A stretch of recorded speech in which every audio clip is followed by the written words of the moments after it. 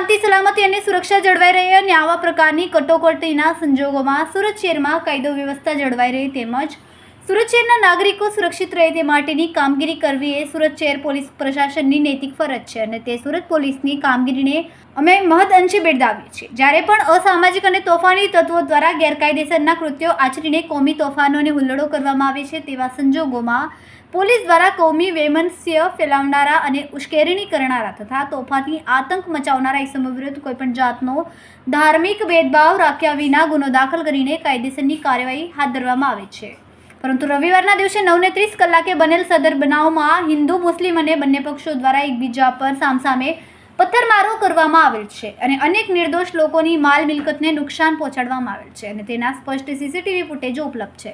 તેમ છતાં પોલિટિકલ પ્રેશરમાં આવીને ફક્ત અને ફક્ત મુસ્લિમ સમાજને ટાર્ગેટ કરીને અડધી રાત્રિના સમયે 25 જેટલા મુસ્લિમ યુવાનોને ઘરના તાળા તોડી લઈ ગયા હતા, જેમાં પણ ખરા નિર્દોષો પણ ખોટી રીતે સંડોવાઈ ગયેલ છે અને તેમની વિરુદ્ધ ગુનો દાખલ કરીને તેઓને આરોપી બનાવેલ છે।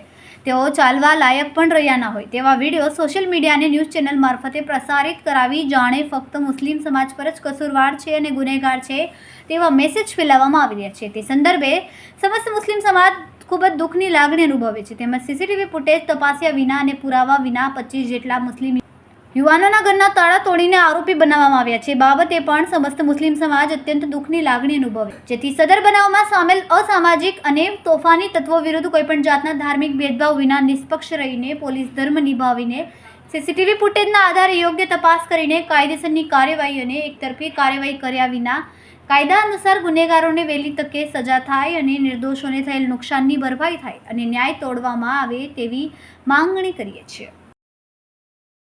આપનો પરિચય? મારું નામ ઇમરાન ઇસ્માઇલ મેમન, સેક્રેટરી જમિયત ઉલમા હિન્દ સુરત। શું રજૂઆત એને આજે સીપી સાહેબને મળવા આવ્યા હતા? સીપી સાહેબને રજૂઆત કરવામાં આવ્યા છે કે 9 તારીખે જે 9:30 જે બનાવ બન્યો એમાં નાના છોકરાએ પથ્થરમારો કંઈ આપસમાં કરેલું તો ત્યાં ગણપતિના પિંડાલમાં તે લાગ્યો તો ત્યાં તે આવી બી ગયા અને બચ્ચાને મારી બી લીધું ને પકડતી મારતા મારતા પોલીસ ઓફિસ ત્યાં પોલીસ સ્ટેશન લઈ બી ગયા। મામલો ત્યાં ખલાસ થઈ જતો હતો। બાળકોની વાત હતી કે મોટું કંઈ બનાવ બનેલો નહીં ને જે કર્યું ખોટું હતું તો બાળકોની સજાની હિસાબે મળવી જોઈએ। તો એને કોમી સ્વરૂપ આપવું, ફોન કરીને બધાને બોલાવવા, મેસેજ વાયરલ કરવાનો, આટલા હજારોનો ટોળો જમા કરવું, કોમવાદ કરનારના ટોળોનું જમા કરવાના કોણ છે તેને પકડવામાં આવે। પોલીસ જાણે છે કે 5 માણસ કોણ છે તો તેની ધરપકડ કરવામાં આવે। હમણાં જે પથ્થરમારો થયો તો પથ્થર શરૂઆત કોણે કરી? શરૂઆત પથ્થરમારાની જે કોમે કરી એના જવાબમાં ભાઈ મુસ્લિમ ડિફેન્સમાં પથ્થરમારો કર્યો, બેઉ તરફ પથ્થરમાર થયા તો બે તરફના માણસની ધરપકડ કરવામાં આવે તો ધરપકડ ફક્ત એક જ તરફની કરવામાં આવી છે। અમે એવિડન્સ બી પેન ડ્રાઈવમાં રજૂ કર્યા છે કે તમે કોણ કોણ પથ્થરમારો કરેલો છે, હાથમાં રાખડી બાંધી રહેલી છે, એ લિબાસથી ઘરમાં જે નાખેલું છે શાલ તેનાથી ઓળખાય છે એ કયા કોમના માણસ છે। એવી રીતે અમારી ગાડીઓ બાળવામાં આવી, રિક્ષાના કાચ તોડવામાં આવ્યા, ગાડીના કાચ તોડવામાં આવ્યા, દુકાનનું નુકસાન પહોંચાડવામાં આવ્યું, લોકો ઘરોમાં ઘૂસી ગયા, તલવાર ને બધું લઈને નીકળેલા છે।